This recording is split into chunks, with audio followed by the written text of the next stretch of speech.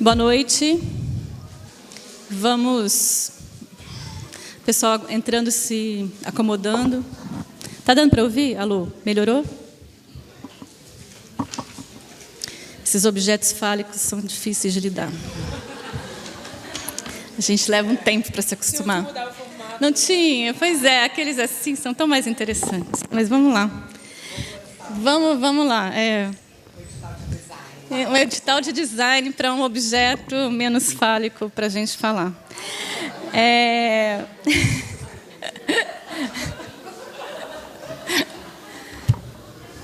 Bom, eu vou começar, então, abrindo essa noite.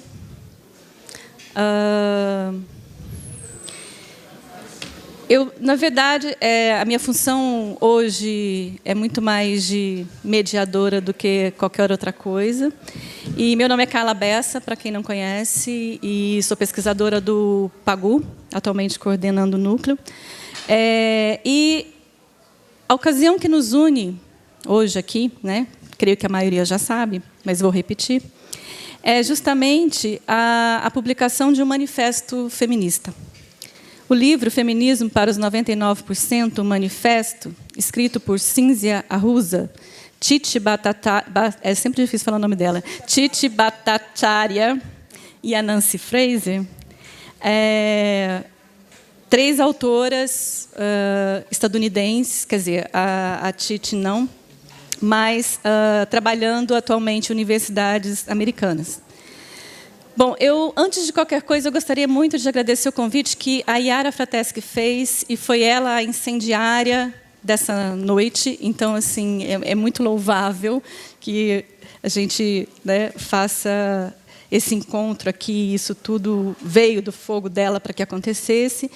Agradecemos também ao Centro Acadêmico de Filosofia, né, que possibilitou o efetivo, né, do convite da Thalíria com a gente essa noite, né, pelo engajamento deles na realização desse evento. E a própria presença da Thalíria, que, de alguma maneira, né, teve que mexer na sua agenda já delicada para vir aqui falar com a gente também nessa noite, né? E agradeço também ao professor Sávio Cavalcante, que foi quem nos deu a brilhante dica de convidar a Daniela Mussi para essa mesa. Então, e agradeço a ela por ter aceito o nosso convite, gentilmente aceitado participar dessa empreitada. Bom, antes da gente passar para as questões mais teórico-políticas do texto em si, eu gostaria de chamar a atenção para alguns aspectos literários da forma textual do manifesto. Forma essa que dialoga com uma longa tradição de escrita política que enfatiza a questão do debate político no campo das lutas culturais. O manifesto, enquanto forma, né, propõe, para além do seu caráter pragmático, um uso estratégico da estética que impulsiona a relação entre o dizer e o agir. Então, visto do ponto de vista da leitura, das intencionalidades, o manifesto ele articula uma tríade de sujeitos: os autores, as autoras, o grupo ao qual essas autoras pertencem e o público-alvo do manifesto. Sem essa tríade, o manifesto ele é um texto a mais. Então, nessa estética da palavra ação, o manifesto é um tipo de escrita que faz uso de várias estratégias, né? De palavras-chave, de slogans, de frases sintéticas, uso de várias interjeições, mas, enfim, ele quer dar ênfase àquilo que ele manifesta. Ou seja, tornar-se uma plataforma clara de luta. E é claro que um dos mais famosos manifestos, né, que nós conhecemos é o Manifesto Comunista de Marx e Engels, de 1848. E foi escrito no momento historicamente conhecido como Primavera dos Povos, né?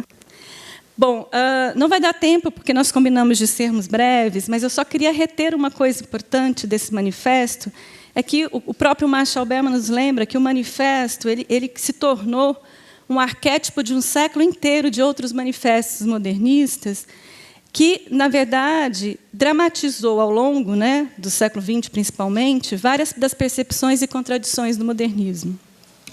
E, talvez, um ponto-chave, que é a questão da necessidade revolucionária. Então, bom, eu ia falar dos vários manifestos que nós tivemos, mas vou cair direto no nosso manifesto, né? E o manifesto dessa noite, do que ele trata.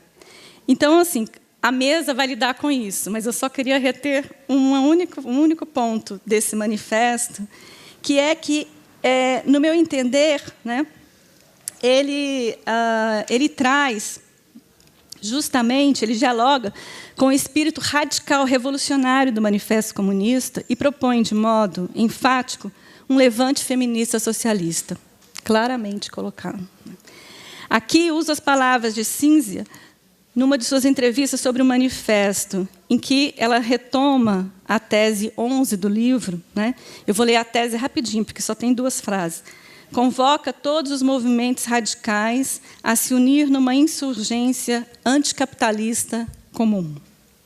E isso, bem lembrado pela Daniela, né, faz uma referência à tese 11 de Marx nas teses de Feuerbach, né, que é justamente os filósofos têm interpretado o mundo de maneiras diferentes, né? A questão, porém, é transformá-lo. Então, curiosamente, são 11 teses e são as teses que se comunicam, né?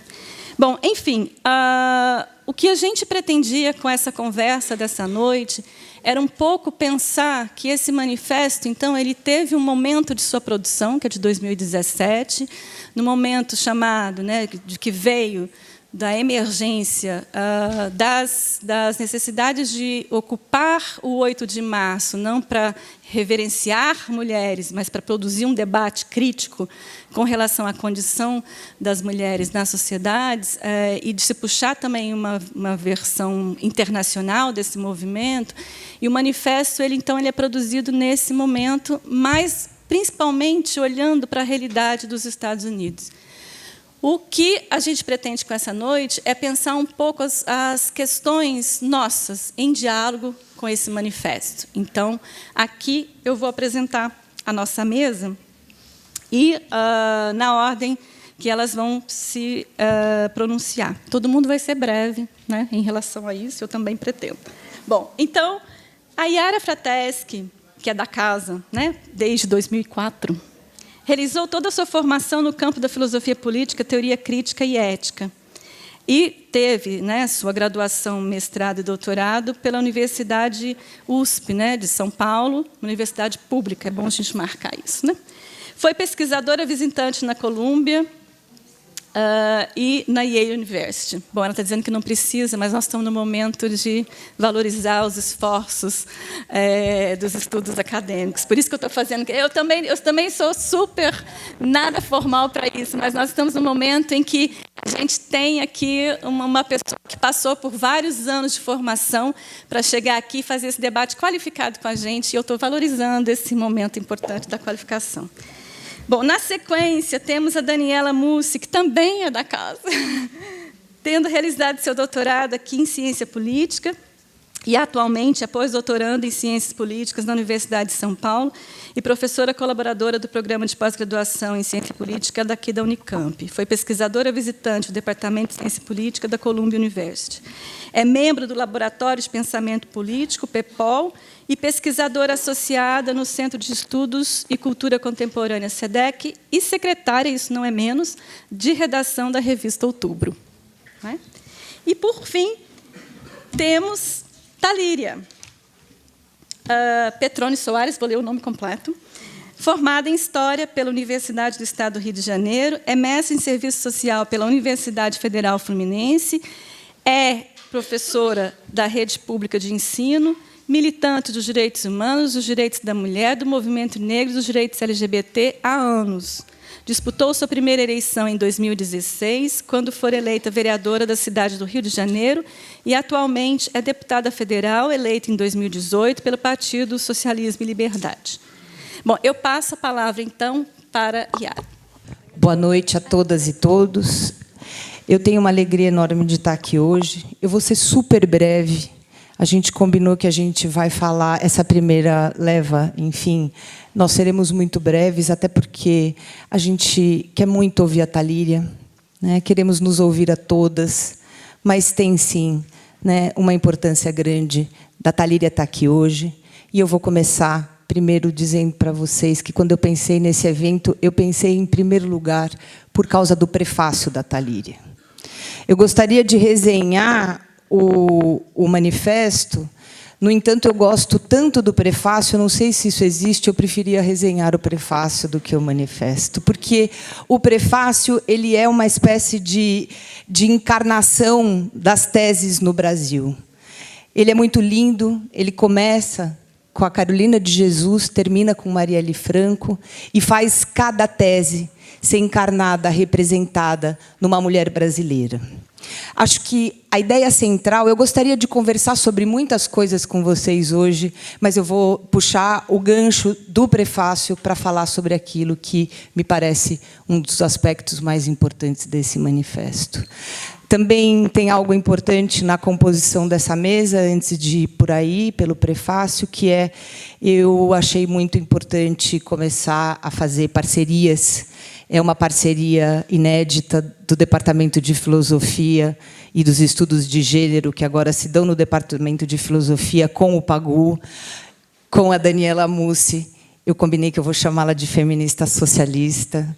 E, enfim, é uma somatória de forças que traz a Thalíria. E eu gostaria de dizer, basicamente, duas coisas. São dois aspectos do manifesto que eu queria ressaltar aqui, porque eu acho que eles falam muito de perto com a gente. Um deles é essa ideia de que o feminismo tem que ser para 99%. O que essa ideia quer comunicar? Ela quer comunicar, ela é uma provocação, eu vou tomá-la como tal, ela é uma provocação com relação aos diversos feminismos que talvez depois do pós-guerra, desculpe, que na era pós-socialista, vamos dizer assim, foram drenando as suas energias utópicas, foram perdendo o seu compromisso com a justiça social, foram perdendo de diversos modos, talvez de maneira consciente ou inconsciente, um compromisso primeiro com a justiça social, com as mulheres mais pobres, com as mulheres racializadas, enfim, com as mulheres mais vulnerabilizadas. Então, esse é um primeiro aspecto que me interessa profundamente, que aqui está denominado de feminismo liberal, né, no manifesto, esse hegemônico, que teria abandonado as suas aspirações utópicas. Né? Eu não sei se é um bom jeito de falar sobre isso no Brasil, chamando de feminismo liberal, mas eu acho, sim, que é uma provocação interessante sobre a qual eu gostaria de conversar. O quanto a gente não foi perdendo o nosso compromisso com a justiça social. E o quanto ele não nos está fazendo falta hoje. Né? O segundo aspecto que me interessa, né, profundamente do manifesto é que ele parte, o feminismo para os 99, ou para os 99, ele está baseado num diagnóstico de época, né, numa análise do capitalismo atual, dessa fase neoliberal, financiarizada, profundamente predatória e que gera pelo menos 3 crises muito significativas. Uma crise ambiental, na medida em que as energias, né, do nossos habitats e do ecossistema são todas esgotadas, sem reposição, sem nenhum compromisso com a sua reposição. Uma crise política, democrática, Daniela acho que vai falar mais sobre isso, na medida em que as instituições democráticas, os direitos conquistados são sacrificados sistematicamente e a democracia é golpeada sempre que isso interessa ao capital. E uma outra crise, né, isso está no pós-fácil, né, estou lendo o manifesto de trás para frente, um outro aspecto de crise, de contradição, se quiser dizer, marcante, né, interna do capitalismo, que é o da reprodução social hoje, que quer dizer mais ou menos o seguinte, em termos muito gerais mesmo, o que o capitalismo nessa fase faz é retirar toda a sustentação pública da reprodução social, transformando, né, a reprodução social numa tarefa praticamente impossível de ser cumprida nas atuais circunstâncias. A crise diz respeito, no que diz respeito ao cuidado, né, esse aspecto da reprodução social, ela tem para a gente, eu acho, uma ressonância muito profunda. Esse é um lugar do manifesto que eu acho que fala muito direto com a gente. Na medida em que o Estado se torna cada vez mais ausente da formação e do cuidado das pessoas, este cuidado tende a ser transferido sempre para as mulheres mais e mais pobres, que vendem a sua força de trabalho para cuidar das famílias das mulheres de classe média e de classe média alta, enquanto deixam as suas próprias famílias e os seus próprios filhos, porque sem amparo do Estado, numa situação de vulnerabilidade que não tem saída. O tom do manifesto é: não há saída para o cuidado das pessoas nesse sistema. A resposta é: precisa haver uma reorganização urgente da relação entre reprodução social e produção. Ou seja, acho que de um jeito bem simples de dizer, a gente precisa priorizar a formação de pessoas.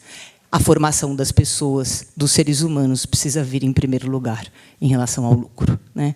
Então, agora como, né? Eu vou né, como disse, prometi só muito brevemente. O que acontece? Né? Acontece que não dá para ir adiante nesse momento sem a união das lutas. Então, esse é o outro aspecto que eu queria ressaltar. No momento da vitória não diria, vitória não direi, em hipótese alguma. Em hipótese alguma. Mas num momento, né, em que o nosso governo abraça uma agenda neoliberal muito predatória, retira todo o amparo do Estado para a reprodução social. Não só isso, vulnerabiliza todos, gerando crises, né, infinitas, o meio ambiente, as populações vulnerabilizadas. E, com isso, né, elege como seus inimigos, praticamente número 1, essas mesmas populações. Então, de um lado, adota uma agenda neoliberal, de outro, e, ao mesmo tempo, um discurso e uma prática profundamente conservadores. Não à toa, o feminismo se tornou um inimigo público, né? Não à toa. Essas coisas precisam ser pensadas juntas, aliás. Nós precisamos pensar isso. Neoliberalismo e neoconservadorismo nesse momento. Mas, dado isso, né, e de ao mesmo tempo, uma proliferação de lutas, que isso a gente não pode negar, e isso é, de outro modo, importante. Se não tem uma frente, né, ou talvez um partido que agora sinalize, né, de algum modo, de massa, capacidade, não sei se vai haver, se não haver, de algo nós sabemos que temos. Muitas lutas, muitos coletivos, muitos movimentos sociais, e isso não pode ser entendido, estou me baseando nas autoras, evidentemente, como uma perda. Ela pode ser uma perda se significar fragmentação. Ela é um ganho se significa que muitas pautas, até então silenciadas, ganham a esfera pública, se organizam e possam aparecer como demandas. Somos muitas lutas. Somos lutas em torno dos direitos reprodutivos, somos lutas de mulheres em diversas frentes, somos lutas de indígenas pela demarcação de terra, pela preservação da floresta, somos a luta do movimento sem terra, a luta do movimento sem teto, a luta pela educação, a luta pela preservação do SUS.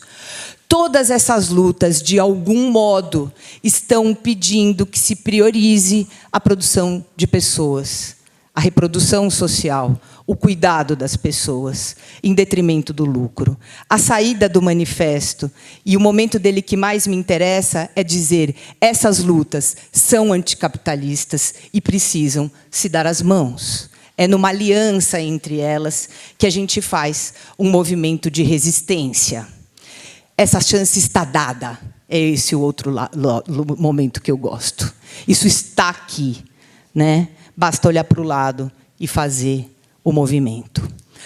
Mas temos um problema, porque mais 2 minutos, todo o embasamento do manifesto, numa, digamos, orientação prioritária pela justiça social e, portanto, é sim uma aliança com o marxismo, com a tradição marxista nesse sentido, né, e uma tomada, né, uma marcada de posição muito clara, né, com relação à aliança das lutas anticapitalistas.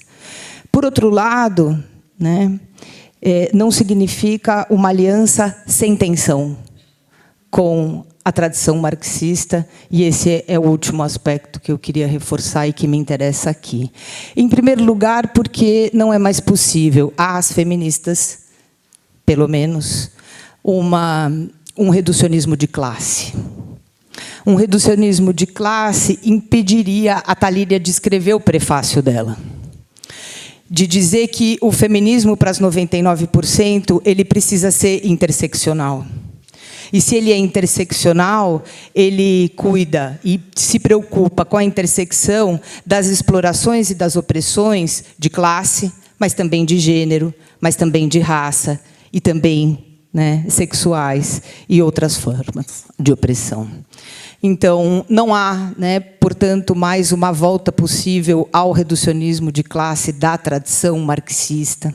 Não há mais como olhar essa classe, se for mesmo a trabalhadora, como uma classe homogênea. E o último aspecto que está no manifesto e que me interessa, porque ele está do começo ao fim aqui, né, é a ideia de que as lutas contra a exploração de classe não podem e não devem ser pensadas em oposição àquelas pautas que hoje, pejorativamente, e muitas vezes a esquerda de orientação marxista chama de identitárias. A exploração de classe, a exploração de raça e a exploração de gênero não podem ser passadas separadamente. Portanto, a opressão é por demais complexa para que a gente possa separar, num país como o Brasil, profundamente marcado pela pobreza, profundamente marcado pelo racismo e profundamente machista, não há como separar gênero, raça e classe. Para mim, é o que está no prefácio da Thalíria, é o que está também explícito na dedicatória desse manifesto. O manifesto é dedicado ao coletivo Combahee River. Acho que vocês conhecem, um coletivo de mulheres negras, muitas delas lésbicas, que operou na Califórnia lá nos anos 70. E ele termina saudando o radicalismo do feminismo negro dos anos 70 nos Estados Unidos, lembrando que as mulheres negras não só tinham uma teoria profundamente complexa das relações de poder e de opressão, como também elas tinham um sonho mais elevado, que era o sonho da emancipação de todas as mulheres. Muito obrigada.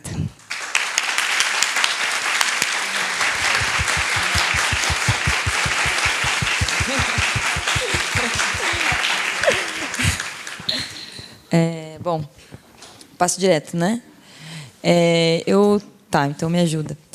Eu queria, antes de mais nada, agradecer o convite do Pagu, da Yara, dizer que eu fiquei muito honrado de ter sido indicada pelo meu colega no Semarx, o Sávio. O Sávio foi o organizador, né, era diretor do Semarx quando foi organizado um colóquio em que a Cínzia Ruza participou, né, 2017. Nós aqui na Unicamp fomos os primeiros a trazê-la, não existia o manifesto ainda.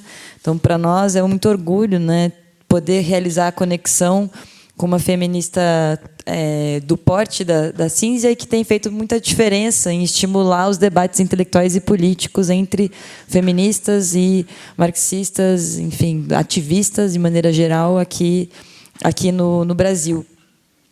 E queria também dizer que estou muito honrada de dividir esse espaço com a Thalíria, que, além de tudo, compartilha um passado ativista, uma história ativista comigo dentro do PSOL, né? Também sou filiada ao PSOL. E isso me orgulha muito, porque a gente sabe como, em particular, a trajetória da Thalíria é uma trajetória que nos orgulha muito dentro da militância. A gente sabe como isso é difícil, né, de construir, né, a militância, ainda mais em contexto atual, como é difícil manter, né, uma atuação política. E quem acompanha a trajetória dessas ativistas, né, em particular das mulheres negras, sabem que essas dificuldades se multiplicam, então estou muito feliz mesmo. Eu preparei uma apresentação de uma pesquisa que eu fiz que discute uma das teses do manifesto, né? Eu coloquei, na verdade, a pesquisa com uma colega. Deixa eu ver se está aí. E eu resolvi fazer um bem bolado aqui para apresentação. Aqui. A gente fez uma pesquisa sobre 2 confrontos eleitorais nos últimos anos, né? As mulheres contra o Trump e as mulheres contra o Bolsonaro. E foi uma pesquisa que eu fiz com uma pesquisadora aqui da Unicamp, a Débora Zanini. E, enfim, vamos ver se conseguimos fazer esse bem bolado do manifesto com esse trabalho. Pode ir. Bom, a tese 10, né? A tese 10 do Manifesto do Feminismo para as 99 é uma tese que diz o seguinte: o capitalismo é incompatível com a verdadeira democracia e a paz. Nossa resposta é o internacionalismo feminista. Dentro dessa tese, que é a penúltima do manifesto, as autoras estruturam a discussão sobre feminismo e democracia em 2 pontos principais. A primeira delas é a discussão da estrutura institucional capitalista, né, para afirmar que essa estrutura ela é sinônimo de desproteção da vida. Né? Então, não se trata apenas da questão da austeridade, do corte dos gastos com saúde pública, enfim, educação pública, direitos trabalhistas, que é aquilo que a gente reconhece de maneira mais imediata como sendo a estrutura institucional do capitalismo, nessas crises cíclicas que levam o capitalismo a pauperizar a população, né? Enfim, retirar acesso a serviços que foram historicamente conquistados, mas também, quando se diz desproteção da vida, se fala de uma estrutura que se baseia na violência, né, sistemática e seletiva. Ela não necessariamente opera de maneira igual dentro do tecido social, mas ela engendra, ela está ali, né, operando como um dos mecanismos próprios dessa estrutura institucional, e a precariedade, que é essa tendência a rebaixar o valor do trabalho, né, tornar o trabalho uma condição flexível, todas essas questões que a sociologia do trabalho discute muito bem, né, e vem desvendando nas várias modalidades de precarização do trabalho, de composição daquilo que a gente poderia chamar de precariado. Aqui, para nós, né, no Brasil, periferia do capitalismo, essa é uma discussão muito cara, porque essas transformações chegam muito mais rápido, né? Então, a violência, a austeridade e a precariedade são um tripé de uma estrutura institucional que se baseia nessa ideia de desproteção da vida. E o debate e a questão feminina, ou politicamente a questão feminista, se conecta diretamente com tudo que diz respeito à proteção da vida, né? A reprodução humana, o cuidado com a vida humana. Então, as mulheres elas estão nesse lugar, desse ponto nodal, né, onde essas três bases da estrutura institucional capitalista se encontram, né? Então, quando o capitalismo vai bem e cresce, os aspectos da violência, austeridade e precariedade são equilibrados e amenizados. Quando esse sistema entra em crise, ele vai essas 3 bases fundamentais desse sistema se recolocam e operam a toda velocidade. E a segunda característica é da formação paulatina de uma geografia imperialista do mundo, estruturada na maneira como essas sociedades vão combinando esses 3 eixos e se relacionando entre si para amenizar internamente aspectos da sua crise, estabelecem relações violentas, austeras e precárias para fora. Então, isso vai compondo um certo sistema, uma certa dinâmica. Pois bem, eles não, né? Quando nós fizemos essa pesquisa, a gente queria observar a relação entre protestos sociais e instituições em crise, né, e processos políticos de agudização e polarização política fortes. Então, nós pegamos 2 casos bem emblemáticos, que foi a eleição do Trump nos Estados Unidos e a eleição do Bolsonaro aqui no Brasil. Ou seja, foram 2 confrontos eleitorais em que as mulheres foram derrotadas nas eleições, certo? Que essa posição de confronto, do ponto de vista da oposição a candidatos de postura claramente antifeminista, conservadora, abertamente misógina, xenofóbica, racista, etc., esses candidatos acabaram por vencer as eleições. Eu não vou entrar nesse mérito, o que eu vou discutir é esse polo de oposição. E a gente fez uma pesquisa que usou das fontes das redes sociais, de como essas mobilizações se articularam nas redes sociais e também reconstruindo as relações dessas redes com os protestos nas ruas. Rapidamente, o que nós percebemos, né, no caso dos Estados Unidos, foi uma agenda de construção política muito mais estruturada e sistemática, coordenada pelo Partido Democrata. Então, a palavra de ordem que mais saltou à vista, né, que mais foi mobilizada, foi I'm with her, que era uma palavra de ordem de apoio a Hillary, né? E ela durou uma campanha com o uso dessa hashtag que durou mais de um ano, das primárias até a eleição e a derrota da Hillary para o Trump. E a gente percebeu, montando a conexão dessa palavra dessa hashtag com outras, né, uma forte conexão com movimentos antirracistas, a questão do Black Lives Matter, a questão da pauta da saúde, que mais pelo Bernie Sanders do que pela Hillary foi polarizando com o Trump. Depois que o Bernie declarou apoio a Hillary, de certa forma isso migrou. A gente discute um pouco isso no trabalho, como foi que se deu esse apoio, como o apoio ao Bernie Sanders migrou como um voto útil na Hillary Clinton.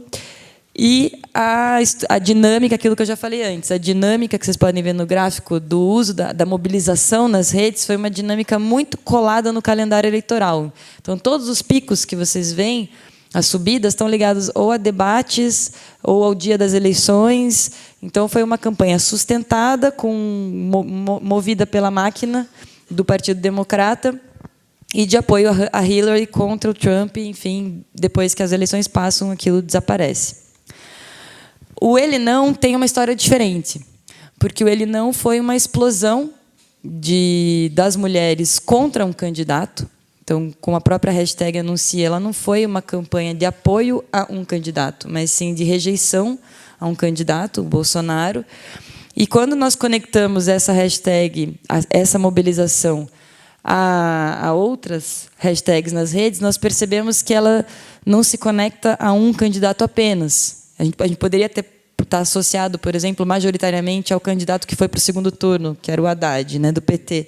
E a gente percebeu que não, o Haddad aparece, mas o Ciro é muito mais mencionado no Ele Não do que o Haddad. Então, a preferência está dividida, não existe um único candidato.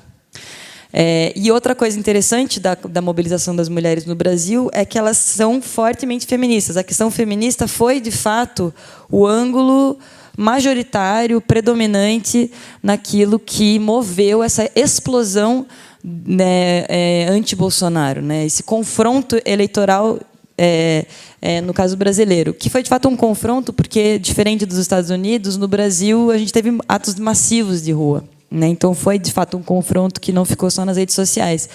E quando vocês olham para o comportamento da hashtag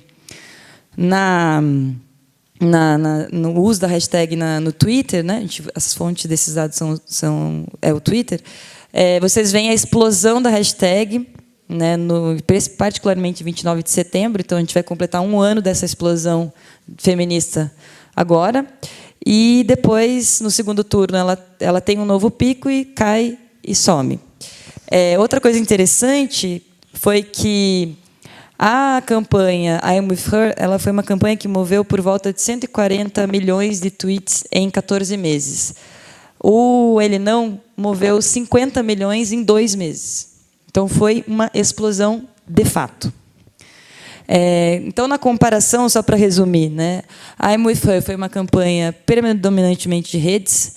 O Ele Não combinou redes e ruas, né, com atos muito explosivos e campanha que expandiu, saiu das redes sociais. O I'm With Her foi uma campanha muito mais longa, estruturada. O Ele Não foi mais curto, intenso. O I'm With Her foi mais partidário, mais propositivo, mais controlado. Então já tinha uma dinâmica partidária que antecipa todo o processo e controla muito o processo de polarização via campanha Clinton, né, contra o Trump. O Ele Não foi um processo totalmente espontâneo e reativo, né? Então, dentro das categorias, tem alguns autores que trabalham com confronto eleitoral, a gente colocou desse jeito, né? Os dois processos de confronto eleitoral tiveram um efeito importante na eleição de bancadas feministas, né? No caso dos Estados Unidos, em seguida, no Congresso. Então, você tem uma renovação incrível, muito via Partido Democrata, né? Com a eleição de congressistas latinas, muçulmanas, a própria Ocasio, né? Que agora virou uma referência de uma renovação feminista na política. E também é verdade isso aqui para o Brasil, né? No caso, na própria eleição de 2018, a Thalíria está aqui, ela é um produto vivo dessa luta feminista, dessa explosão feminista. Foi ela e outras, né? O caso da Sâmia Bonfim, da Fernanda Melchior, a própria Áurea, a Tabata, né, do PDT. Então, você tem uma explosão que alça essas mulheres para dentro do Congresso Nacional. E, mais do que isso, né, é uma explosão que permite que a eleição vá para um segundo turno. Isso foi uma coisa que eu pesquisei com o professor Álvaro Bianchi, que está aqui. A gente olhou para as intenções de voto e viu que, ao contrário do que os analistas falaram muito aceleradamente durante as eleições, os protestos desaceleraram o crescimento do Bolsonaro, que era um crescimento eleitoral muito acelerado no primeiro turno. Então, nós podemos trabalhar com uma hipótese preliminar, que precisaria ser mais investigada, mas que tem sustentação, de que o Ele Não causou o segundo turno, provocou a eleição aí para o segundo turno, tirou a legitimidade da vitória do Bolsonaro, né? Uma vitória do Bolsonaro no primeiro turno seria uma vitória muito mais difícil de desconstruir, e nós estamos enfrentando muita dificuldade de desconstruir esse governo, e isso é total e completa vitória feminista dessa explosão democrática. A questão dos efeitos, né, partidários, porque eu achei interessante que o manifesto não é um manifesto de um partido. Ele é um manifesto de uma concepção, de uma visão de movimento. Mas, ainda assim, nós podemos nos colocar essa pergunta. E a dimensão estratégica da luta feminista? Para onde ela é canalizada? Os partidos cumprem algum papel ou não cumprem papel nenhum? E eu sei que todos nós, de alguma forma, nos colocamos essa pergunta. É a pergunta estratégica, né, de como reconstruir as forças políticas democráticas. Por onde isso passa, do ponto de vista organizativo? No caso dos Estados Unidos, a eleição do Trump e o processo político de organização dos grupos subalternos, não só das mulheres, mas muito em virtude da direção, do processo protagonismo, né, das mulheres, levou a um ponto de virada no Partido Democrata, né, uma retomada dos debates estratégicos entre socialistas que é absolutamente inédito na história contemporânea norte-americana, né, uma retomada da própria perspectiva do socialismo em meio aos escombros do pós-socialismo, né? Somos socialistas no pós-socialismo. Então, essa retomada da perspectiva socialista nos Estados Unidos é absolutamente rica de possibilidades. E no Brasil? Né, eu vou deixar essa questão mais em aberto, até para me safar dela, né, até para me livrar dela, mas certamente essa é uma questão que está presente no nosso cotidiano. Eu vou jogar para a plateia.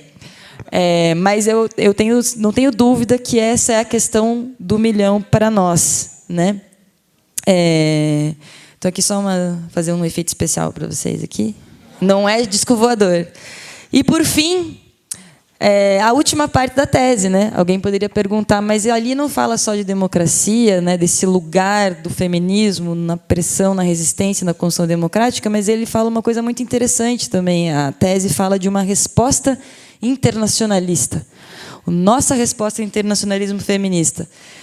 E é curioso porque, na pesquisa que eu fiz com a Débora, a gente resolveu olhar o impacto dessas mobilizações numa coisa muito feminista. Talvez a coisa mais feminista internacionalmente que existe, que é o 8 de março. Vejam que legal. Esse é o caso dos Estados Unidos, né? Então, depois da eleição do Trump, existe um crescimento sustentado. Lógico, isso aqui, vocês vejam, né? São dados muito preliminares, pesquisas que eu sei que tem pessoas que fazem, analisando públicos contra públicos e vendo a retomada do movimento feminista no mundo. E, certamente, uma perspectiva internacional comparada se beneficiaria muito, né? Enfim, nos beneficiaria muito, uma perspectiva menos nacional, mais comparada. Mas é interessante ver que o crescimento da hashtag 8M nos marços nos Estados Unidos, desde então, foi um crescimento sustentado que mostra que é possível pensar que as lutas feministas contra Trump têm alimentado uma retomada do feminismo, uma retomada da própria agenda histórica, da própria tradição feminista nesse país. E no Brasil também. No Brasil, a gente tem que ainda avançar na explicação de por que, em 2017, a mulherada já tem um salto no uso da hashtag 8M.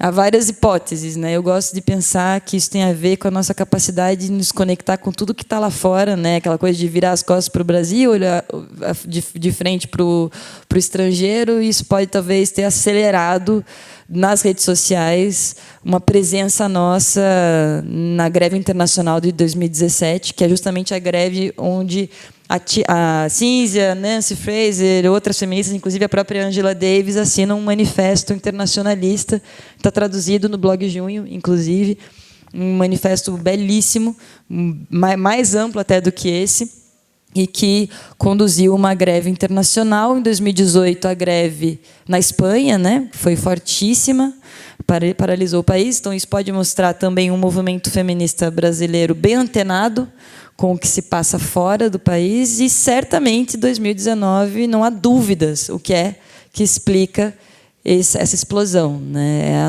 São os próprios efeitos da reação democrática, resistência democrática ao Bolsonaro. Então, sim, né, o feminismo ele tem uma dimensão internacionalista forte, e isso, em parte, é o plano do manifesto, tem uma dimensão normativa, mas isso, em parte, é a percepção dessas intelectuais de algo que já está acontecendo, algo que já está germinando, sendo semeado e crescendo nos diferentes países. A gente até pensa em expandir essa pesquisa, não deu tempo para o texto que ela se referia, para pegar Turquia, Polônia, né, países que nós sabemos, a própria Argentina, aqui do lado, que nós sabemos que há luta feminista e internacionalista, que as redes sociais aceleram e conectam. Então, há processos muito dinâmicos em curso, e eu espero que esse manifesto nos ajude a cada uma dessas teses, explorar essas possibilidades e ampliá-las, porque não há outra forma de lutar contra um governo como esse, senão nos aliando, crescendo, construindo, né, e elaborando sobre uma alternativa ou algo que possa nos orientar para um futuro, de fato, para os 99%. Obrigada.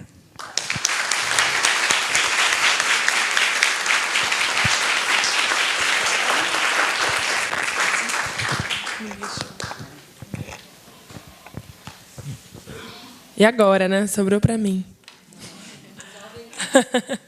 Olá, gente. Boa noite.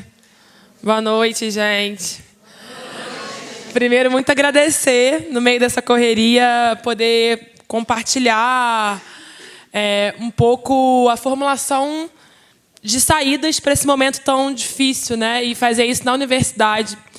A gente estar no Congresso Nacional, estar na política institucional é o tempo todo, enquanto mulher negra, enquanto mulher ativista, socialista, ecossocialista, e por aí vai, é se sentir permanentemente num não lugar. E o não lugar é algo que vai minando. Então, estar aqui é muito, muito fortalecedor, pensando um pouco como a universidade pode também contribuir. E chamar também para a responsabilidade de uma aproximação real da universidade com as mulheres reais, do mundo real, com as mulheres concretas. Isso é talvez a maior tarefa que tenhamos. E discutindo gênero, conversando sobre gênero num momento também de criminalização. Eu não marquei meu tempo. Vocês vão marcar e me avisar? De criminalização do que é essa categoria que é teórica, uma categoria analítica, e é uma categoria que tem a ver com a realidade concreta. Difícil a gente ter que o tempo todo explicar que gênero é um instrumento construído por intelectuais, por mulheres, para poder explicar uma desigualdade, uma relação hierárquica e de poder entre homens e mulheres construída historicamente. Então, que bom, que alegria, vamos nessa. Também gosto muito da forma manifesto. Quero começar por isso também, porque talvez seja o que a gente precisa nesses tempos.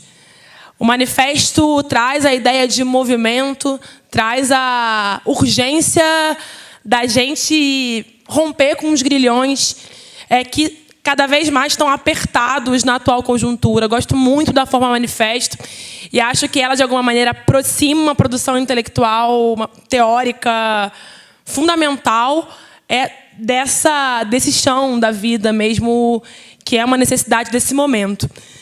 E pensar isso no Brasil, né? Foi uma honra, assim. Primeiro, que bom estar aqui com pessoas que estão pensando isso também há tanto tempo. Agradeço. Mas foi uma honra poder escrever esse prefácio tentando pensar a realidade brasileira e pensar os desafios para nós no Brasil, nós na América Latina. Que feminismo é esse que serve para a maioria das mulheres e para a maioria do povo brasileiro e latino-americano? Qual que é a cara desse feminismo? A partir de onde ele parte? Porque se é fato que talvez o setor mais dinâmico, internacionalmente falando, de resistência ao avanço da extrema-direita, aos rompimentos democráticos mundo afora, têm sido as mulheres. Na Índia, na Argentina, em diferentes países do mundo, as mulheres, Polônia, Espanha, as mulheres têm se levantado como aquelas protagonistas de processos de luta, isso que eu acho muito potente, não apenas de pautas ditas específicas, mas das lutas gerais nos seus países, nas suas realidades. Então, se há uma afirmação necessária nesse momento e cada vez mais aceita pelo conjunto das pessoas, o feminismo é uma urgência. Mas, junto com essa tese, talvez tenhamos que nos perguntar se todo feminismo é uma urgência. Qualquer feminismo é uma urgência? Qualquer feminismo é uma resposta a esses tempos sombrios? E não tenho dúvida que não. E não tem como pensar o feminismo no Brasil, se a gente pensar o que é um feminismo clássico, enquanto as mulheres lutavam pelo direito ao trabalho, luta completamente legítima, delegavam a tarefa do trabalho doméstico, do trabalho reprodutivo, para outras mulheres. Isso é, talvez, a cara da realidade brasileira, num país que ainda tem quartinho de empregada. Pensar essa lógica colonial, e esse é um ponto de partida que muitas vezes é lido... Eu me considero alguém de formação marxista, entendo que o marxismo traz respostas de métodos de análise da realidade, mas é preciso inserir isso numa realidade concreta. E o Brasil não pode ser descolado de uma formação marcada por uma lógica colonial que não ficou nos tempos históricos coloniais. A tríade que formou colonização, que sustentou a colonização no Brasil e em outros países da América Latina, pensando a lógica escravocrata, o Brasil como um dos últimos países a abolir a escravidão, o último do Ocidente, um dos últimos do mundo, a lógica patriarcal e a lógica de um fundamentalismo religioso. Essas três coisas seguem sendo extremamente necessárias à consolidação do capitalismo. Completamente necessárias. E o capitalismo que foi se consolidando nos países que tiveram a sua formação do Estado marcada pela colonização, ele é experimentado, ele é consolidado na sua expressão mais brutal. E, lamentavelmente, isso permanece com muita força. A perspectiva internacionalista que me encanta, eu não consigo imaginar uma saída, um outro horizonte societário que não seja pensando articular, que rompa fronteiras. Não é possível. E pensar o processo de colonização é também pensar isso, porque, veja, a colonização dos países latino-americanos foi fundamental para a expropriação dos territórios, dos povos que aqui viviam, o sequestro dos corpos africanos de África para cá, foi completamente necessário para a expansão, consolidação do capitalismo nos países do Norte e nos países hoje ditos desenvolvidos, que são a contramão, na verdade, do desenvolvimento que queremos, né? E eu parto da história brasileira, porque não é possível, no Brasil, um feminismo pros 99%, e pros 99% é porque o feminismo também é instrumento de emancipação para os homens. Também é instrumento de emancipação para todas as pessoas, porque os papéis sociais construídos de homens e mulheres são carregados de violência e sem pensar o que é essa estrutura. No Brasil, não é possível pensar um feminismo que não dê conta de perceber, de compreender que há uma colonialidade brutal que entende qual corpo pode ir livre e qual corpo não pode. E, de fato, algumas teses feministas não se propõem a libertar todos os corpos. Não se propõem a ser instrumento de emancipação para as trabalhadoras domésticas, por exemplo. O feminismo que não se importa com a exploração dessas mulheres dentro das casas, muitas vezes por outras mulheres, é um feminismo para parte do povo brasileiro, para parte da população, e, portanto, nos serve pouco. Nos serve pouco. E pensar essa história nesse momento do Brasil é algo... A gente está vivendo um negócio esquisito, né? Acho que a vida está muito insuportável. E quem acha que a vida está insuportável? Tá. E tá mesmo. É uma sensação de tristeza, de adoecimento. Pensar o Rio de Janeiro, em um mês, ocorreram 2 episódios que envolveram mortes e saúde mental. Não sei se todo mundo acompanhou. Primeiro, um episódio na Lagoa, que uma pessoa em situação de rua esfaqueou 2 pessoas, matou, e era um homem em surto. Na ponte Rio-Niterói, que liga a minha cidade... Vocês conhecem o Rio? Sim? Mais ou menos. Que liga a minha cidade ao Rio de Janeiro. Um homem sequestra um ônibus com uma arma de brinquedo, uma ponte que ele não tinha como sair dali. Um homem em surto. Há um adoecimento social diante de uma vida que está insuportável. A vida está insuportável. E está mais insuportável para as mulheres brasileiras num país marcado pela lógica patriarcal, num país marcado pela lógica escravocrata e num país marcado pela lógica de um fundamentalismo religioso. Porque essas 3 coisas conjugadas, apropriadas pela brutalidade do capitalismo, se concretizam prioritariamente num corpo que é o corpo das mulheres negras, que é o corpo das mulheres negras trabalhadoras, periféricas, das quebradas. E é um corpo que precisa estar no centro do feminismo que nos propomos. E também é o corpo da mulher indígena. Falávamos aqui que a gente hoje tem a primeira mulher indígena, 500 anos depois, deputada federal, ocupando o parlamento brasileiro. Isso, por um lado, é a expressão do quanto a luta das mulheres, a luta feminista avança, mas é também a expressão da fragilidade democrática brasileira. A democracia brasileira é muito frágil. ela nunca se consolidou completamente, nunca chegou plenamente para alguns territórios. E a extrema-direita avançando numa democracia frágil, isso se concretiza em alguns corpos.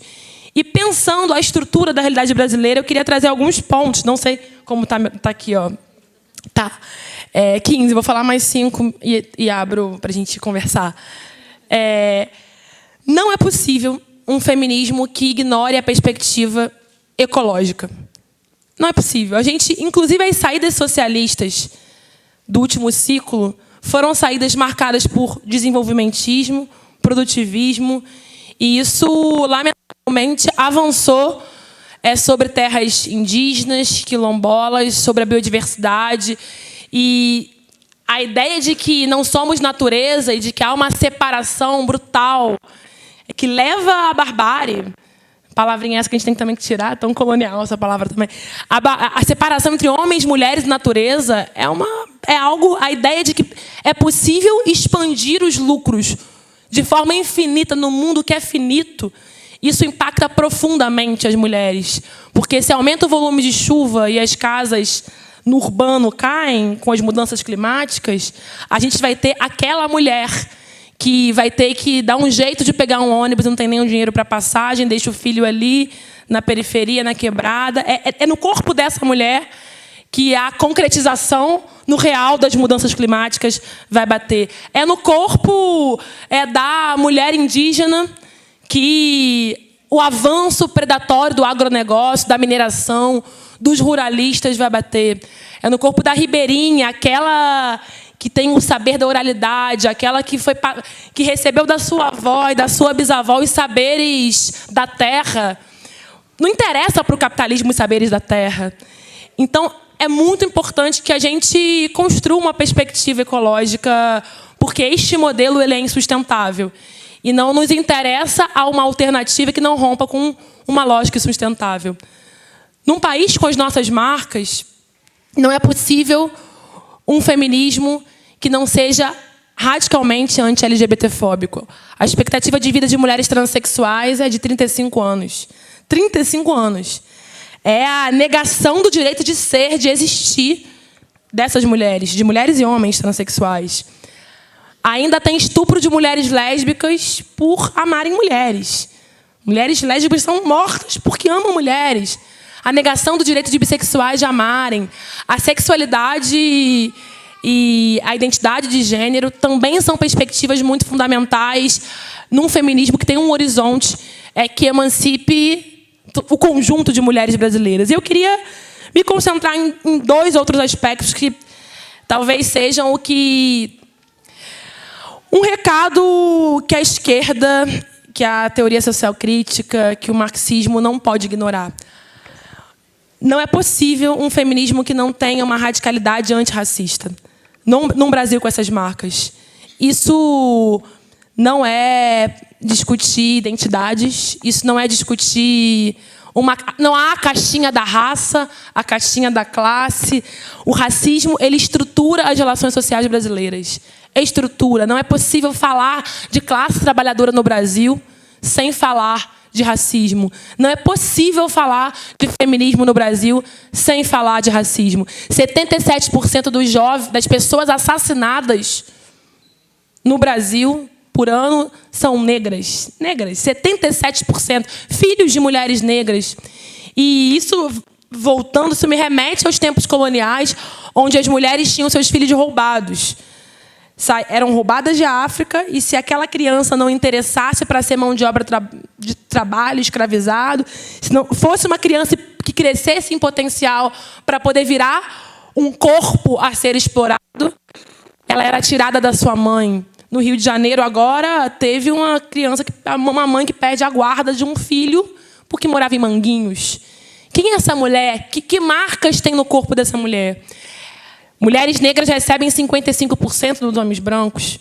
Quando as mulheres brancas avançam no mercado de trabalho, tem lá mulheres negras, e as trabalhadoras domésticas só recentemente conquistaram direitos trabalhistas, direitos esses, lamentavelmente, jogados no lixo nesse momento de desmonte do Estado de Direito. É muito importante. A luta antirracista não é um penduricalho. Ela não pode estar num espaço separado das outras lutas, no final da última vírgula de um texto, e mulheres negras principalmente, como a gente, sem formulações teóricas que compreendam a necessidade de estruturar todas as formulações que tivermos e as lutas concretas que tivermos a partir dessa perspectiva. E o antirracismo se soma ao anticapitalismo. Não é possível libertar todas as mulheres e todas as pessoas num sistema que nos explora, num sistema que interessa ter salário mais baixo para negros, para a mulher negra, para poder rebaixar o salário do resto da classe trabalhadora. Interessa não quantificar, não dar valor ao trabalho doméstico. Interessa, porque e o trabalho doméstico, e esse trabalho invisível, não quantificado muitas vezes enquanto trabalho, ele é fundamental para a vida funcionar. E esse trabalho normalmente é feito por corpos que também têm cor. Essa articulação desses 4 pontos, eu acho que é muito fundamental para o feminismo, para os 99%. E nesse tempinho aqui que já passei, não poderia... eu falei que ia falar rapidinho, 4 minutos. Não poderia deixar de inserir isso tudo no momento que a gente está vivendo. A gente já tem a democracia frágil, uma democracia que não rompeu com os jurilhões da escravidão, uma democracia essencialmente escravocrata. Se pegar, inclusive, historicamente, temos menos tempo de democracia formal no Brasil do que... Inclusive, é momento de luta pela democracia, mas democracia não é palpável para o povo. O que é democracia para um povo... para uma mãe que não sabe se o filho volta vivo, que está lutando ali para ter uma grana para pagar a cesta básica. Porém, nessa frágil democracia que a gente queria aprofundar, radicalizar, essa mesma frágil democracia tem sofrido golpes duríssimos, duríssimos. Por um lado, a gente tem um aprofundamento de um alargamento do Estado penal. Por outro, na verdade, face da mesma moeda, uma redução do Estado de Direito. Isso tem tudo a ver com o feminismo. Tudo a ver. Porque é no mesmo corpo que o Estado mínimo e o Estado máximo se concretizam. O desmonte da seguridade é o desmonte que cai no corpo da mulher negra. O que é aquela trabalhadora doméstica? O abono salarial para a caixa de supermercado, para atendente de telemarketing, que usava aquele tal, que é praticamente o 14º salário, para pagar uma dívida, é normalmente num corpo de uma mulher negra, entendendo que num Brasil com essas marcas, a classe trabalhadora brasileira é negra. O que é o Futurice que está em curso, que é a privatização da educação pública, a transformação do professor pesquisador num professor empreendedor, e quem paga a banda escolhe a música, já era pesquisa de gênero. Isso... A primeira coisa é dançar. É isso. Gênero e raça, mimimi. É uma negação da evidência. Se nega a evidência. É um desmonte, um programa de privatizações vergonhoso. A vida insuportável do desemprego, do trabalho informal, da impossibilidade de se aposentar. Isso dói num corpo. O mesmo corpo que dói também com o alargamento do Estado penal. Não é natural, todos os dias, a gente ter notícia de gente assassinada pelo Estado. E isso se torna normal. As pessoas deixam de ter nomes. Vira estatística. Da mesma maneira que roubavam os sobrenomes dos escravizados, daqueles sequestrados de África, quando chegavam no porto, perdiam seus sobrenomes, também se perde o sobrenome... no momento em que se banaliza a morte pelo Estado. E se banaliza a morte pelo Estado, morte normalmente de jovens homens negros, mas isso diz respeito completamente ao nosso feminismo. Porque a gente ainda tem um país onde mulheres são mais responsáveis pelo cuidado, por levar filho na escola, por ver se o filho comeu, por cuidar, pela essência do cuidado. O que é para essa mãe perder esse filho assassinado, perder esse filho para um país que está pautado numa lógica do encarceramento, numa lógica inclusive legitimada por um populismo penal. É no corpo da mulher negra que se concretiza esses dois braços. Num momento em que se nega evidências, tem saudade da ditadura, não se tem vergonha de falar da ditadura como algo natural. Muita tarefa. Eu acho que a nossa saída é, por um lado... Eu não sei qual a saída, não, gente. Mas acho que, por um lado, um esforço teórico que a universidade tem responsabilidade de articular classe, raça e gênero de forma indissociável. Esse esforço teórico precisa ser feito enfrentando, sim, alguns que, do campo da teoria social crítica, do campo do marxismo, que entendem erradamente, erroneamente, sem leitura da realidade, que é possível separar essas três categorias. Mas talvez o maior esforço de nós, militantes, feministas, seja a luta concreta. Seja cada vez mais no território, que é onde se realiza essa dor e essas resistências mundo afora, estar cada vez mais no território. Porque é no território que está essa resistência. As mulheres, mesmo que não se identifiquem feministas, já fazem resistência de mulheres há muito tempo. Nosso feminismo não pode prescindir dessas mulheres. Não pode se afastar dessas mulheres. Ele tem que ser construído com essas mulheres, ao lado dessas mulheres, atrás dessas mulheres, por muitas vezes. Se a gente pergunta para uma senhora, e eu termino mesmo com isso agora, uma senhora evangélica, é uma história que eu sempre conto, porque, para mim, é muito a expressão do feminismo que a gente precisa construir na universidade e na luta concreta. Evangélica, da favela, negra, que cresceu na igreja, se ela é a favor da legalização do aborto. É óbvio que ela vai dizer que não. Mas se a gente avança e pergunta para ela, a senhora conhece alguém que abortou? Ela vai dizer que sim. Todo mundo conhece alguém. E ela vai querer que essa mulher seja perdoada. Talvez ela mesma tenha interrompido uma gravidez na sua juventude. Se você avança e pergunta, mas a senhora queria que essa mulher fosse presa? Tenho certeza que ela vai dizer que não. Se pergunta se essa mulher tem que ser morta, ela vai dizer que não. E se você faz a pergunta final, essa mulher tem que ser atendida pelo SUS se estiver sangrando, eu tenho certeza que essa mulher vai dizer que sim. Meu corpo, minhas regras é uma consigna que eu gosto, porque eu quero que o meu corpo tenha as minhas regras. Mas ela é muito insuficiente para o feminismo popular, anticapitalista, antirracista, que precisa estar no nosso horizonte.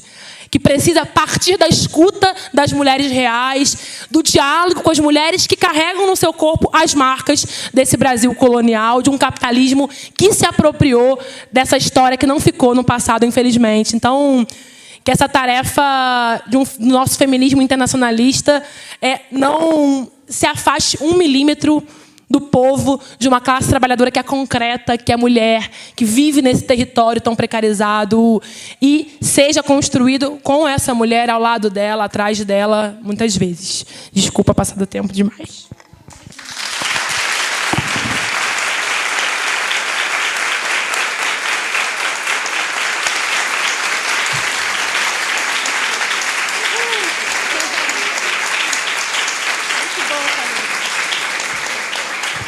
Só uma coisa, eu não falei da Mari, porque talvez a Marielle represente no seu corpo todas essas lutas que a gente está trazendo aqui.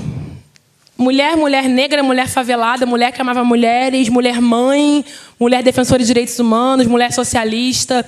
E eu acho que essa tese, talvez, por isso a homenagem a ela e a Carolina de Jesus, que são duas mulheres que, no seu corpo, têm essas dores conjugadas com as resistências. Que essa noite seja uma homenagem a Marielle, mais uma, Marielle, né? Marielle presente. Marielle Franco. Exato. Marielle presente.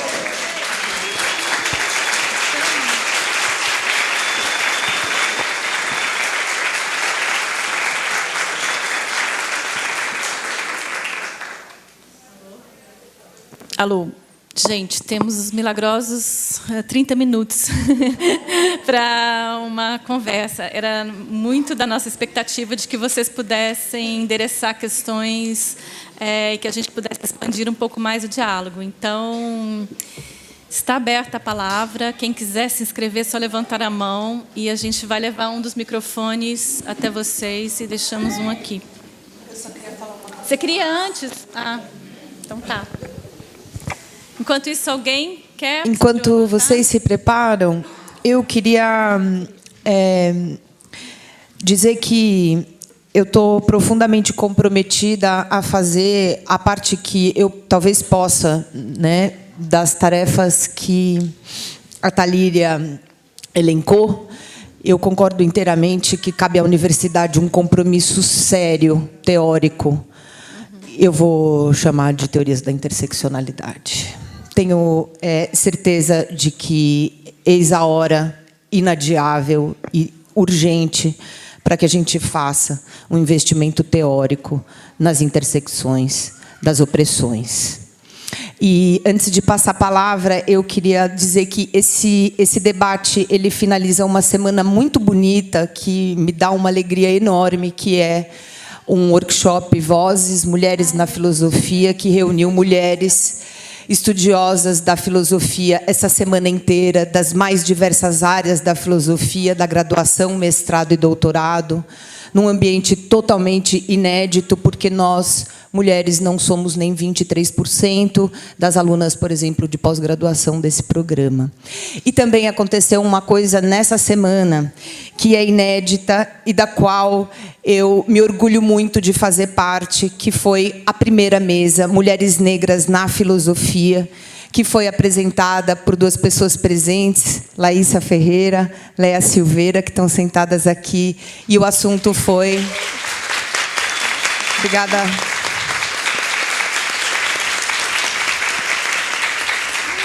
E nessa mesa nós tratamos de Lélia Gonzalez e Angela Davis como filósofas, porque nós as consideramos filósofas. Agora posso passar? Pode. As pessoas estão tímidas, vamos aproveitar os 30 minutos, gente. Tem uma ali. Ah, você quer? Ali? Depois ali. Ah, Mariana também. Bom, boa noite, pessoal. Queria agradecer imensamente o convite, a provocação e a oportunidade de travar esse diálogo com vocês e com as pesquisas que trazem, com as vivências, com a militância e de todas nós aqui nesse auditório lotado. Então, que iniciativa brilhante, assim. Queria fazer uma pergunta para a Dani, primeiro, sobre essa questão das pesquisas comparadas, né? Porque eu fiquei pensando um pouco, né, que a gente estava fazendo essa época do ano, no ano passado, assim, né? E daí eu lembrei, nessa época do ano, no dia 8 de agosto, eu fui para a Argentina e vi o protesto, né, feminista lá, pela legalização do aborto, e fiquei torcendo para que esses ventos chegassem logo ao Brasil, e não demorou um mês, eles chegaram, e com uma cara um pouco diferente, mas com muita coisa parecida. E na Argentina eu consegui ver uma articulação, ou uma tentativa de articulação muito vitoriosa, de várias organizações, que eu acho que vai um pouco no caminho do que você disse. Eu queria te perguntar sobre esses desafios da articulação entre os movimentos sociais, os sindicatos, os partidos, como que a gente consegue fazer essas pontes. Porque na Argentina eu conversei com várias sindicalistas feministas, principalmente da área da educação, que pautavam a questão da educação sexual, dos métodos contraceptivos, então muitas que defendiam um sistema público de saúde e também um aborto legal para não morrer. E hoje, agora, né, já com 9 meses, esperando, se nascer aqui já não é mais prematuro, mas eu vim. Eu percebo quanto que a luta pelo parto humanizado e a luta pela legalização do aborto são faces de uma mesma moeda, né? Que é a luta contra a violência obstétrica. Então, a importância da gente travar essas pontes, né? Para a Thalíria, eu queria perguntar sobre a questão, o que seria o manifesto para o feminismo para os 99% no Brasil, e se a gente não poderia, de alguma forma, chamar o nosso feminismo de um feminismo Marielle. Uma vez que ela congrega todas essas lutas, eu acho que, para mim, fica muito mais concreto pensar esse feminismo para os 99% a partir de uma chave de um feminismo Marielle que congregue todas essas lutas. Enfim, acho que a sua explicação já falou muito sobre isso, mas fiquei pensando, porque o livro ele abre a possibilidade, né, a todas as suas teses, da gente conseguir. Ele nos provoca a pensar o Brasil. Porque o Brasil é muito pouco citado, né? Acho que é citado 2 vezes, né? Ao longo do livro inteiro. Então, cada tese, a gente tenta pensar o Brasil. Eu até tentei, né, junto com alguns outros colegas do PSOL, fazer uns vídeos, coloquei no YouTube, explicando as teses de uma forma bem didática para contribuir com a popularização do livro, mas sempre tentando pensar o que seria a partir do Brasil, né? E como que a gente pode se apropriar de uma teoria que foi produzida a partir do norte global, mas quais as pontes possíveis para a gente pensar o sul? Acho que você já deu várias pistas, o prefácio já dá várias pistas, mas acho que é urgente para todas nós assim, essa reflexão. E para a Yara, quando ela fala sobre a questão da justiça social, né? Como que a gente poderia pensar esse tema da justiça social no Brasil e no mundo hoje, a partir de um capitalismo cada vez mais financiarizado, com todas as suas fronteiras, né, sendo recolocadas de uma forma muito mais drástica, os planos de austeridade, o que significariam esses planos de austeridade a partir do sul global. Então, como a gente pode reconectar essa luta pela justiça social e através dessa unidade de ação tão necessária no livro. Enfim, difícil, muita conversa. Passa para você. Isso. Oi. Não era aqui. Não era porque ela pediu primeiro, gente. Desculpa. Obrigada. Pelo menos que eu vi. Pode ser que... Desculpa. Boa noite. Eu agradeço muito estar aqui. Para mim é um privilégio estar aqui. Eu sou professora de ensino fundamental de uma cidade próxima e me emocionei muito com as palavras de todas, principalmente da Líria, que tem um jeito muito forte, né, de se colocar. E assim, o meu desafio que eu trago aqui também é esse feminismo para as meninas. Eu trabalho com as filhas dessas trabalhadoras. E assim, trabalhando o tema feminismo na escola, fui alvo de uma perseguição política institucional. E o que acontece na escola é que acaba sendo estigmatizado o feminismo. É uma cidade segregadora. Você é de Valinhos? De Vinhedo. De Vinhedo. De Vinhedo. Não. Valinhos é muito parecida. Elas são vizinhas. São vizinhas, são muito parecidas na política. Louveira também. E eu aqui, ouvindo vocês, fiquei pensando nas minhas alunas, nos meus alunos, nessas meninas cujas mães estão trabalhando fora, sozinhas em casa. Eu tenho alunas e alunos assim, que já tiveram, assim, romperam em choro durante a aula. E a gente vai acolher, se aproxima, e aí percebe que tem uma violência acontecendo. Se a escola, né, se a prefeitura, enfim, os órgãos públicos ali não respeitam as leis, não respeitam o plano da escola, de se trabalhar o feminismo, de combater a violência, o que está proposto para os filhos dessas mulheres? Então, assim, para mim, eu me emocionei um pouco, desculpem, tinha preparado uma fala um pouco mais longa, mas como atingir as professoras, não é? Como fazer com que essas professoras exerçam a sua cidadania, enfrentem esse machismo estrutural, como você colocou aí muito bem, o racismo e o fundamentalismo religioso. É isso mesmo que está lá. São esses 3 ingredientes que a gente enfrenta em sala de aula. Virgínia. Tá, foi encaminhado por um companheiro nosso. Estamos nessa luta aí. Tá, obrigada.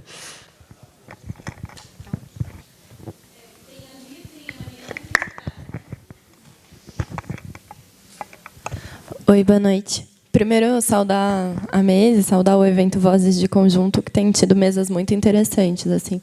Eu sou a Vitória, eu construo o Grupo Internacional de Mulheres Panho-Rosas, e lendo o manifesto, em primeiro lugar, queria dizer que a gente compartilha várias teses em relação à natureza da crise capitalista que está em curso, a origem da opressão de gênero, da violência racial, colonial, e o combate, inclusive, a um feminismo antipunitivista que está presente no...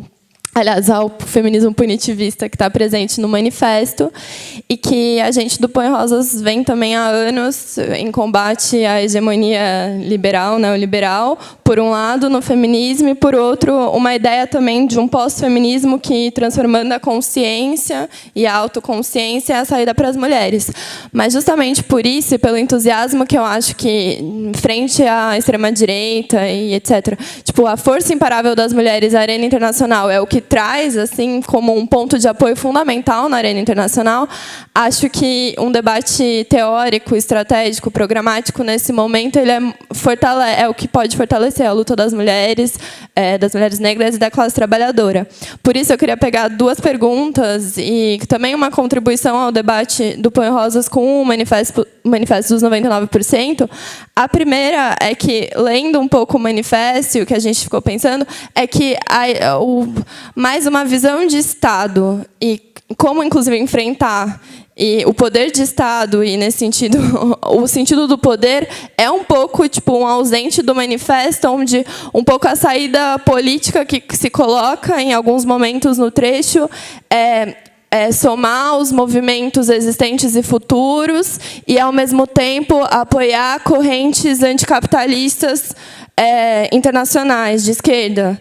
E eu acho que a pergunta que fica, por um lado, é justamente a confiança nos movimentos sociais por fora da construção de uma alternativa política pode levar a apostar nos movimentos sociais e acabar apoiando alternativas reformistas, neorreformistas no Estado. E mesmo a pergunta, e daí um debate mais com o entusiasmo que gera, por um lado, ter uma juventude socialista, por exemplo, nos Estados Unidos, e o que é esse sentimento que é uma oportunidade que se abre, por outro, o que está sendo chamado tipo, de socialismo nos Estados Unidos por exemplo, no partido talvez no partido imperialista mais antigo do mundo, que, frente à ofensiva na Venezuela, por exemplo, Bernie Sanders e a Ocasio-Cortez apoiaram a intervenção, que é um golpe na Venezuela, e, nesse sentido, o anti-imperialismo. Então, eu queria colocar, em primeiro lugar, essa perspectiva e esse debate em relação às saídas políticas. E a segunda pergunta está relacionada à discussão da centralidade da classe trabalhadora como um debate do marxismo aí, e a ideia do sujeito, né? Porque eu acho que, quando a gente pensa o sujeito, eu acho que está permeado da pergunta de como golpear com mais força o sistema capitalista. E, por exemplo, eu acho que a ideia de uma classe trabalhadora masculina e branca só existe na nostalgia da burocracia sindical, da burocracia dos movimentos, por um lado, e do stalinismo, por outro. Acho que parte do neoliberalismo, por um lado, é que ele femininizou bastante a classe trabalhadora, tornou mais negra e mais mulher. Talvez 47% da classe trabalhadora feminina internacional é mulher. Mas, por outro lado, a pergunta é como essa aliança em relação a movimentos e classe trabalhadora pode golpear com mais potência os lucros dos capitalistas. Não sou a que reivindica, não somos as que reivindicam, por exemplo, que a classe trabalhadora é só a classe trabalhadora industrial e tal, mas como golpear com mais força? E aí a pergunta que o Panho-Rosas tem feito não dá para dizer que no século XXI a revolução operária socialista vai ter rosto de mulher e, no Brasil, de mulher negra, e, nesse sentido, um caráter de classe central aí. Então, eu queria colocar essas duas perguntas e contribuir para o debate. A gente só está tendo mais tempo para uma pergunta.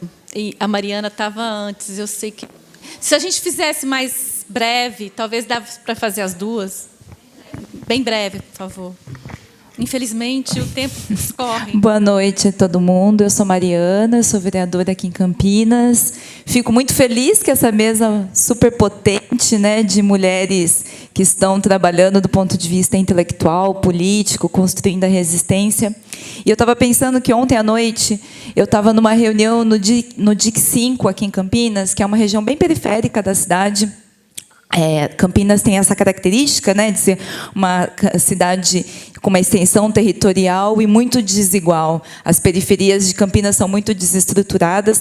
E eu estava numa reunião numa igreja cheia de mulheres, maioria mulheres negras, católicas e evangélicas, porque a gente está construindo um processo de luta que a prefeitura demitiu cuidadores do SAD, que é o Serviço de Atendimento Domiciliar, que vão nas casas das pessoas para atender pessoas que estão acamadas, respirando por aparelho, né? Então, e aí foi muito interessante, né? A gente está construindo uma manifestação, vamos tentar fazer uma manifestação amanhã, e foi muito interessante assim que naquela reunião a grande maioria, quem estava ali, que são as pessoas que cuidam dos idosos, de crianças com deficiência, acamadas, eram mulheres.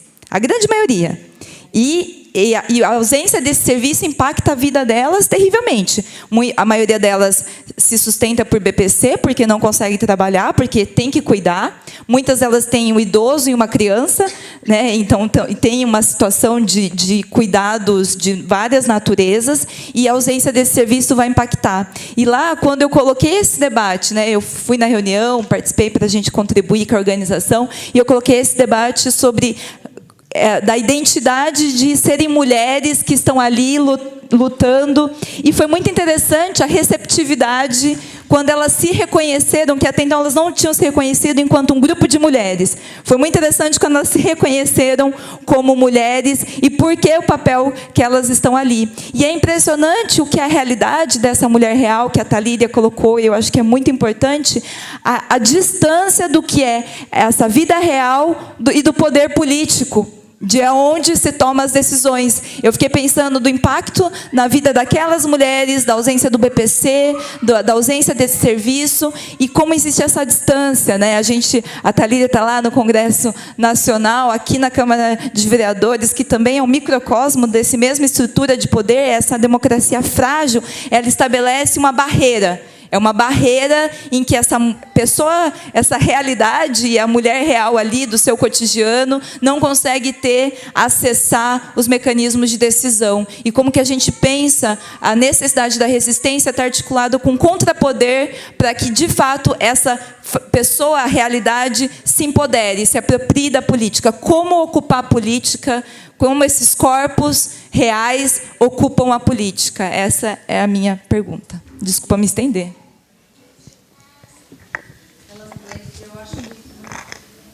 Não dá. A gente faz o próximo. Tá. Ela tem coração mais mole do que eu. É porque a gente tem um tempo mesmo muito curto. Vocês me perdoem. Pode escrever e a gente entrega? Isso, escreve. Obrigada, querida. Quem vai começar? Agora você. Eu, pode ser. Vou ser bem breve. Obrigada, Amanda, Virgínia, Vitória, Mariana, que também é parte dessa luta, né, dentro do PSOL, uma vereadora numa Câmara, talvez uma das top 10 mais machistas, misóginas do Brasil, guerreira. Enfim, não são respostas, né? Eu acho que a Thalíria começou a fala dela com uma coisa que eu me identifico muito. Eu fiquei chocada, assustada, porque eu estava pensando nesses termos ontem à noite, que é essa ideia do não lugar. Fui numa reunião de preparação da greve do clima em São Paulo, e aí quando a gente saiu, foi comer, a gente começou a conversar e de repente a gente só repetia essa palavra, um sentimento de não lugar, um sentimento de não lugar. Isso, a gente ficou um tempão, eu e outras companheiras conversando, intelectuais, enfim, conversando sobre isso.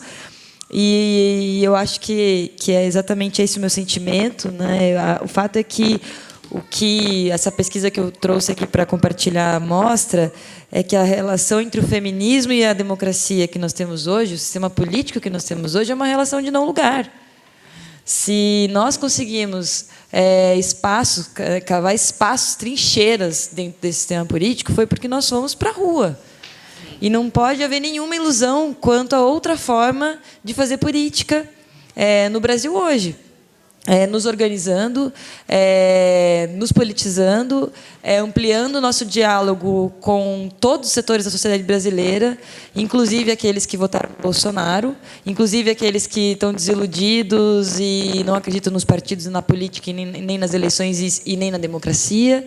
Eu acho que a gente tem um longo caminho pela frente e todas as respostas são difíceis para as perguntas, mas a gente tem que continuar se fazendo as perguntas, porque não há outra maneira de reconstruir a alternativa, um caminho para a gente sair da encruzilhada em que a gente chegou. Acho também que a coisa é interessante, né? O manifesto, quanto mais eu discuto ele com as pessoas, mais eu vejo que ele é um ponto de partida. Não pode ser visto como um ponto de chegada. Se ele for pensado como um ponto de chegada, a gente certamente vai se esbarrar nas limitações das pessoas que escreveram, das realidades nacionais que estão aqui envolvidas, e isso nos freia, certo?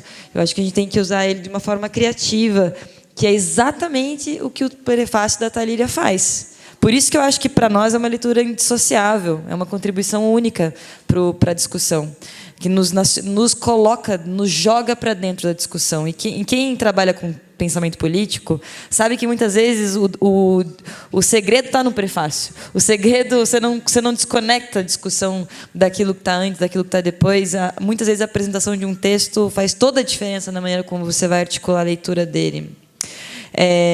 E certamente esse prefácio não dá conta de questões, por exemplo, como o papel da escola pública no Brasil, né? O Bacurau, vocês foram assistir Bacurau? Onde é que a comunidade se esconde? Vocês foram assistir? Então não vou dar spoiler, mas a escola tem um lugar chave. Assistam o filme e prestem atenção no lugar da escola. A escola é a fortaleza da comunidade que é atacada em Bacurau. É muito inteligente a referência que esse filme faz ao lugar da escola. Muito. A escola é trincheira. E ela seguiu sendo trincheira. E algumas das experiências políticas mais bacanas, mais interessantes que nós vivemos no Brasil nos últimos anos, vieram da escola. Desse lugar amaldiçoado, que todos os governos... Existe uma escola antes e uma escola depois da eleição.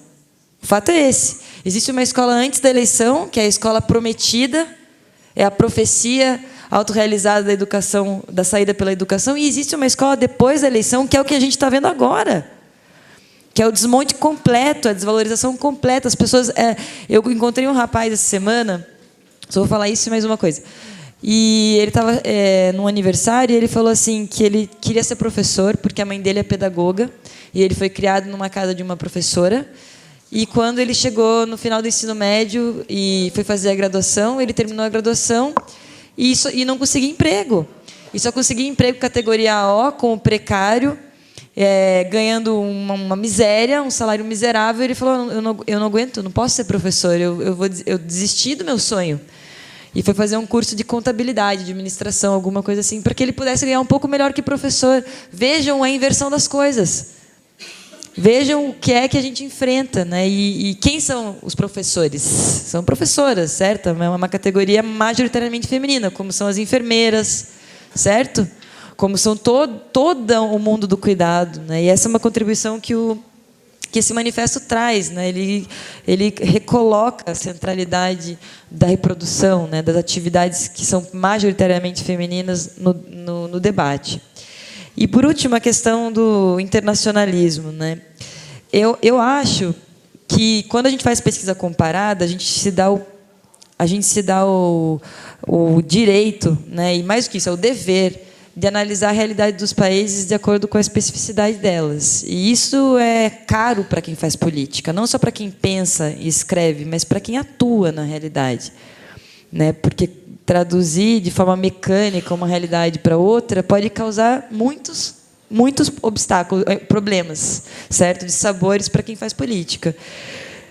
Me parece, olhando para o caso dos Estados Unidos, que o processo que se desenvolve dentro do Partido Democrático é extremamente rico, inconcluso, em desenvolvimento, com consequências absolutamente imprevisíveis.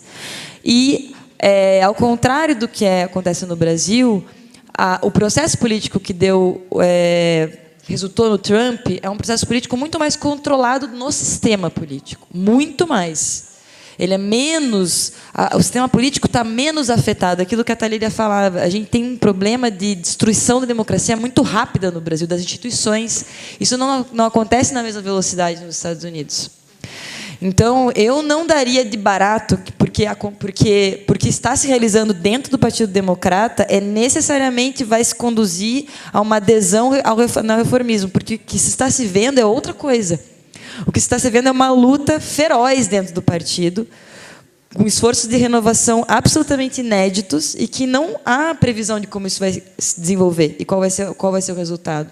E eu, se estivesse lá, nos Estados Unidos, atuaria para fortalecer e ampliar as crises dentro desse partido, porque disso vai sair muito resultado interessante.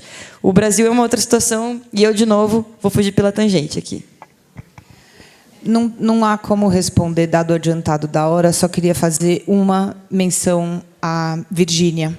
Então, de tudo, eu escolheria... Virgínia, vou escolher falar diretamente com você, porque eu compartilho com você da sua questão. A universidade é um espaço de formação de pessoas, também é um espaço de educação, como a escola, né? Que não se perca isso de vista. Acho que a gente teve um ganho no Brasil muito importante em 2014, quando a comunidade, né, de professores brasileira escolheu colocar no Plano Nacional de Educação a palavra gênero. Isso foi um avanço muito significativo, extraordinário, foi uma construção de muitos anos de conversa e que levou a essa pauta a ser finalmente uma pauta vitoriosa. O que assusta profundamente é que tão logo a pauta é vitoriosa. 2014 acho que é o primeiro ano do resto das nossas vidas, né? Eu tenho visto assim, como dali em diante tudo. A reação a ela é algo que a gente precisa pensar junto. Porque ela é de tal ordem reacionária que nos faz pensar, primeiro, que a vitória foi muito grande e que a gente tinha poder real de transformação, né, das bases do sexismo, do racismo e, né, do machismo, em geral, dessa sociedade. Então, eu queria, já que eu não tenho tempo, vou dizer isso para você. Vem para a gente pensar junto sobre isso. Universidade e escola. Como é que a gente vai sobreviver nesse momento?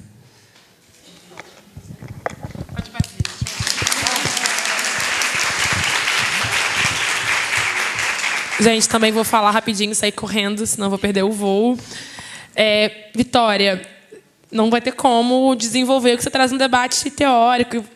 A gente, ao mesmo tempo, disputa o Estado e quer derrubar o Estado. Esse é um debate estratégico que a gente demoraria aqui horas conversando sobre ele. Assim. Só reforço uma coisa. Se há centralidade da classe trabalhadora, e eu penso que há, não afastemos a classe da classe. Que a classe trabalhadora seja concreta, aquela com a qual vamos construir essa estratégia. Mas, em algum momento, a gente troca mais ideia. E eu queria também falar sobre educação, porque eu sou professora, né? Sou professora de História, de chão de escola pública. Estava dando aula na Maré, no conjunto de favelas no Rio de Janeiro, antes de me licenciar. E é estratégico atacar a escola e atacar a educação pública.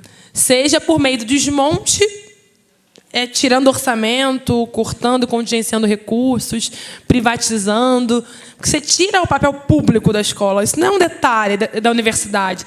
Você tirar o caráter público é você impedir a escola e a universidade de ser esse instrumento potente transformador. E, ao mesmo tempo que você faz isso, você cala a escola, militariza a educação. Você persegue os profissionais.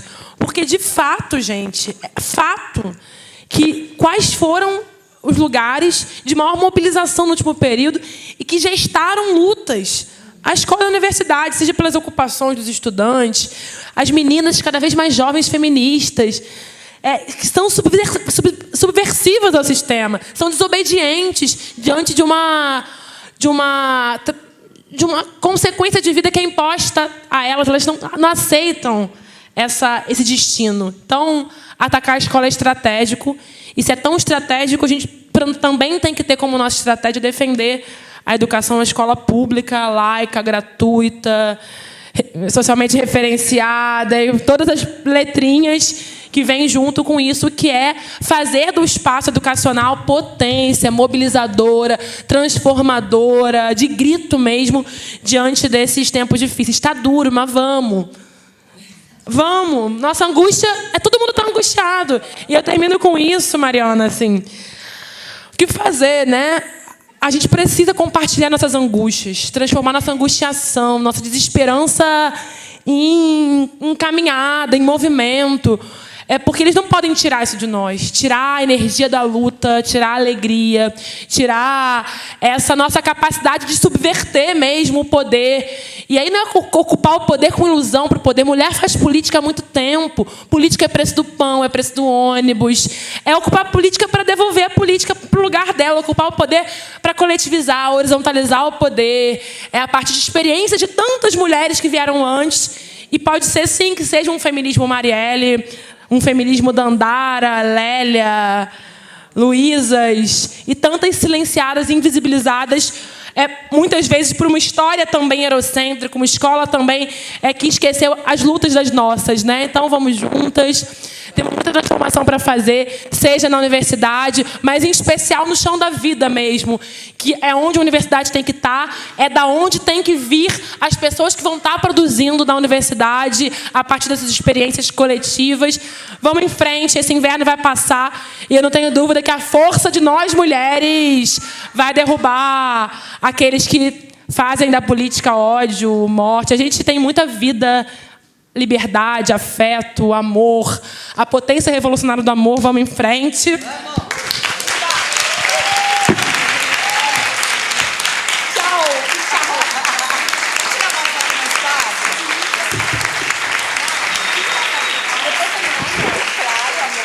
Alô, obrigada, plateia maravilhosa.